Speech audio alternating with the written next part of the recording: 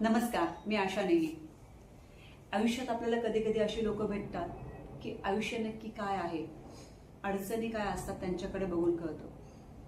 आपण छोट्या छोट्या प्रॉब्लेमला बघूनच घाबरतो किंवा कंप्लेंट करत असतो. मी अशाच एका व्यक्तिमत्वाला मध्यंतरी भेटले, लीना देंगलूरकर. त्यांच्याकडे बघून मला खरंच वाटलं की आयुष्य जगावं कसं.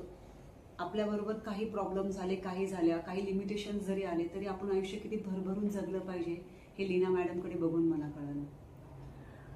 चालण्याचे, बोलण्याचे लिमिटेशन्स, एखाद्यावर डिपेंड जेव्हा राहावं लागतं त्यासारखं दुःख दुसरं कोणतं नसतं आयुष्यामध्ये.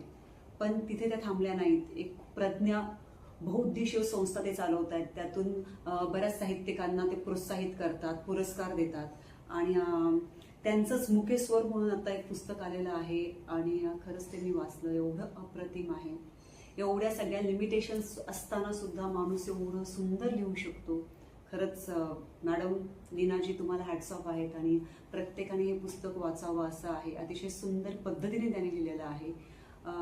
मला वाटतं हे पुस्तक बघून एक मला शिकायला मिळालं की आयुष्यात अडचणी येतील, पण त्याच्याबरोबर त्या अडचणी तुम्हाला सॉल्व्ह पण करता येतील तुम्ही जर पॉझिटिव्ह राहिला तर. आणि लीना मॅडम त्याचे उत्तम उदाहरण आहेत. प्रत्येकाने वाचावं असं हे पुस्तक आहे.